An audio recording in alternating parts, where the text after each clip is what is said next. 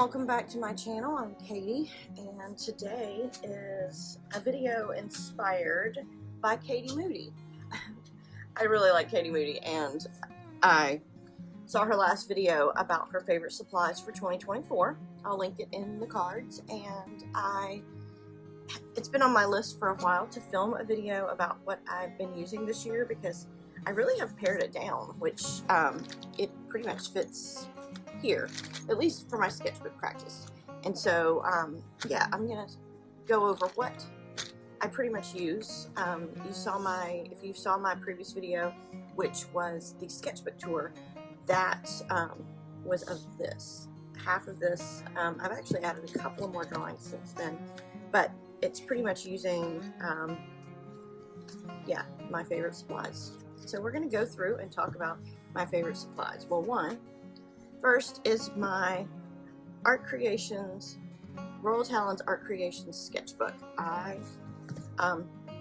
Another inspired by Katie Moody and a few other people. It seems like this is one of the most popular sketchbooks in the UK and Europe, and I finally got my hands on some last year, and that's where these came in. So yeah, I've been using these. This one, I started it in October 10th. So I work in multiple sketchbooks, so it's not just that one, it's that one, it's that one, and this one. So if you see, I work in a lot of different sketchbooks, so, and they're all different for different things. Like this one is for black and white, sort of like journaling, which I need to get back to working on this one. This one started out as being my Wyoming trip, and it sort of stopped. The last ones I did was some line work for Yellowstone. This one's the one I work in the most, and then this one I was, I've done this one, and then I was playing around with Posca pens trying to loosen up, and I just don't like that page, but you know, it's there. It's a sketchbook. I don't have to like every page I do in my sketchbook. So yeah, so let's get into the supplies.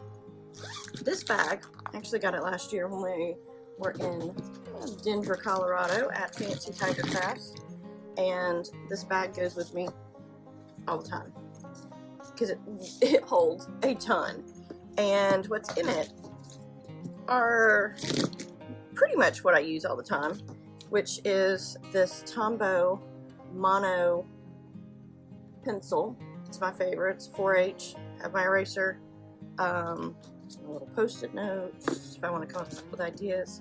Most everything in here is waterproof, so I can go over, you know, things.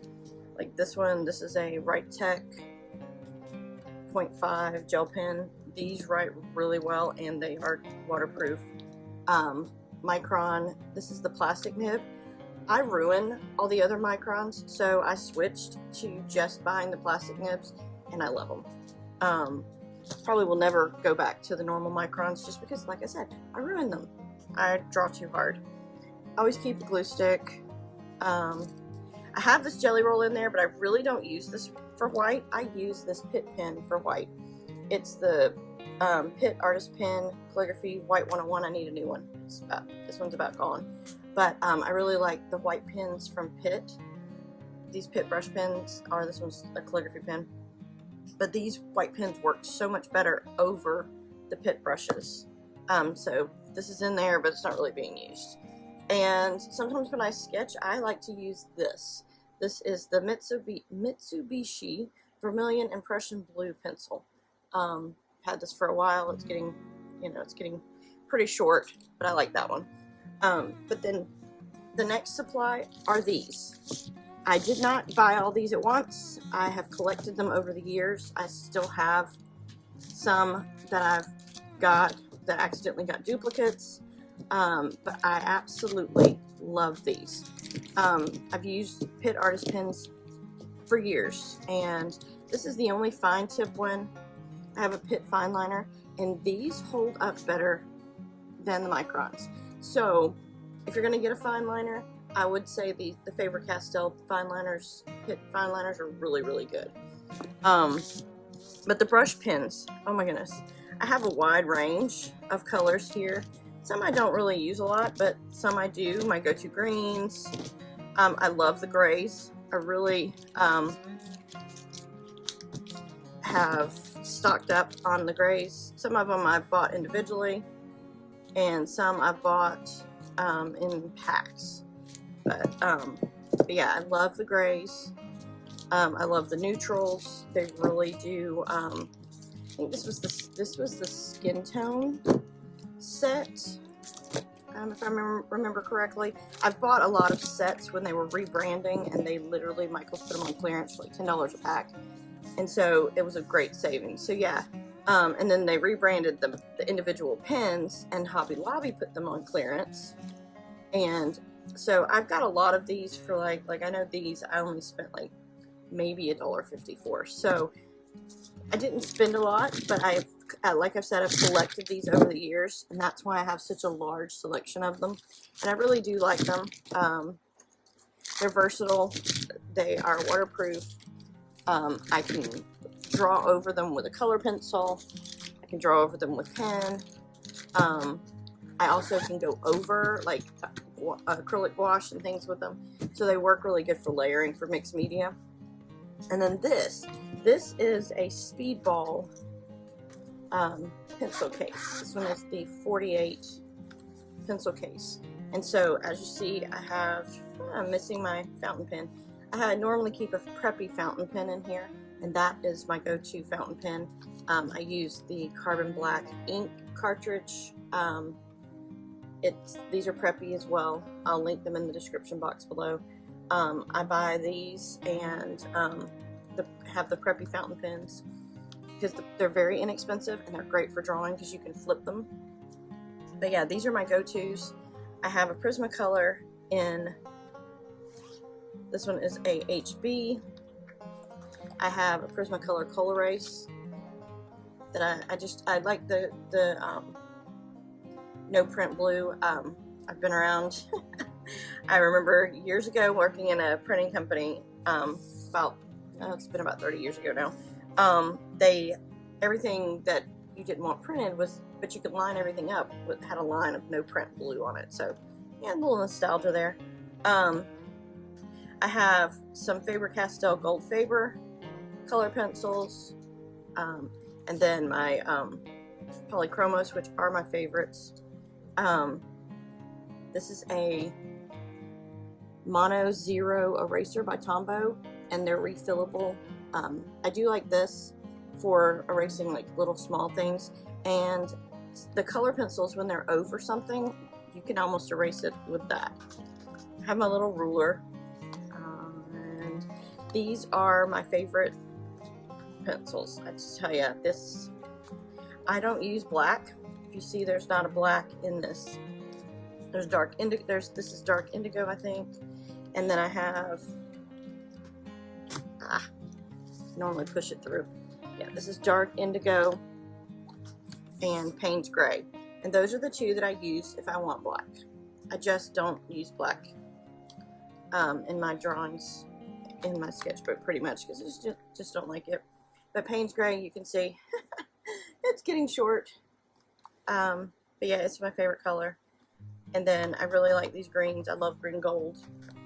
And yeah, I also have a little circle arch maker that fits in here, and then that just gets zipped up. I have two color pencil sharpeners that I use, and it just depends. This one pretty much sits on my desk. It is the Prismacolor color pencil because it sharpens in two different ways. There you go. You can see it. It sharpens one that is shorter and then a longer point. And so I really like this one. It doesn't break the pencils. One thing, Prismacolor pencils break really easily. And so the other color pencils I have don't, but this one is really good because it doesn't yank the lead. Sorry for saying all the time, I just do it. This is another one I got. I got this one to travel. It's a KUM Ellipse pencil sharpener. It's made in Germany. And the reason I got this one is because it's small. It can fit in my bag really easily. And it does hold the shavings. It holds the shavings right there. And so yeah, this one is really good. It doesn't break the lead either, and it fits into this bag easily. Like I said, I like this one, but it's really chunky, so it just doesn't fit in my bag as well.